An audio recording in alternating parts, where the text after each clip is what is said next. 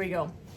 So if you're handed the graph of a line and you want to find the slope, a little bit of background information. First of all, slope, rise over run, but specifically the word rise is like a helicopter.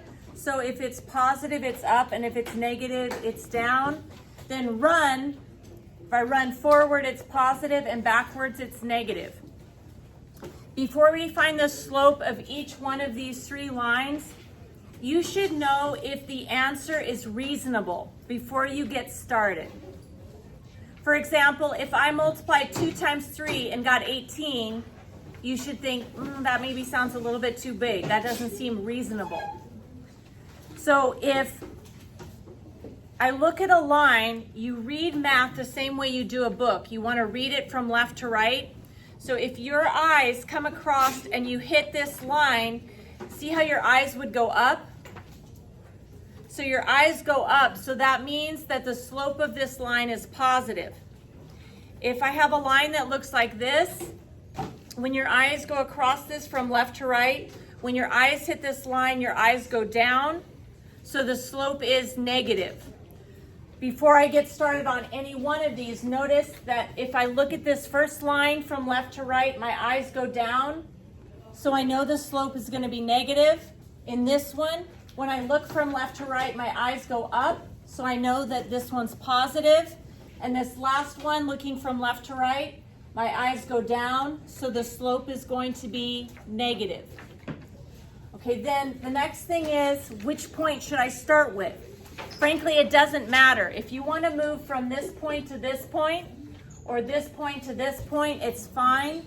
I typically, for the same reason, because I look from left to right, I'm going to start at this point that's further to the left and move to this point that's further to the right. That's just my own personal preference. So when I move, I'm going to say, well, how do I get from here to here? In the first place here, I need to go down 1, 2, 3, 4,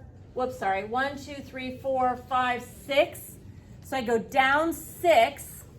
And then I'm going to move right 1, 2, 3. So in my slope, I have down 6, right 3. Down is negative. So I have negative 6. Right is positive. So positive 3. And negative 6 divided by positive 3 is negative 2. That answer seems reasonable because, again, when I look from left to right, my eyes go down and the slope was negative. Okay, this next one here, if I rise and I run, I'm going to move here.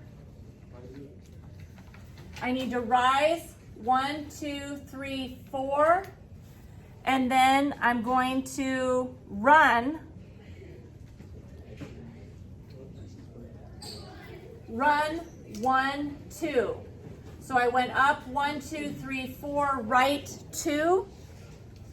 So I'm going to have up 4, right 2. And up is positive. So I have positive 4. And then right is positive. So I have positive 2. And positive 4 divided by positive 2 is 2. So the slope of this line is 2. Okay, one more here. If I want to identify the rise and the run, I'm going to reuse this arrow here. All right, so I want to go down 1, 2, 3, 4, 5. And then I'm going to go right 1, 2, 3, 4, 5, 6, 7. Okay, so down 5, right 7. Down is negative, so I have negative 5. Right is positive over positive 7. When your fraction is negative, you can put the negative with the top, the bottom, or out to the side. It all means the same thing. So I'm going to say that the slope here is negative 5/7. Now, a little bit of a shortcut that you can sometimes take, you'll notice in all three of these lines, they pre-highlighted 2 specific points, but you don't have to use those 2 points. You can pick any 2 points on the graph. So let's say I'm gonna just grab a point here. Let's make it red. And I'm going to pick a point between here and here. Now, I don't want to pick this point because see how I can't tell exactly where it's located? It's over like 2 and a little bit, and it's up a little bit. It's tough to tell. But if I select this one right here, it's exactly located at right 2, up 2.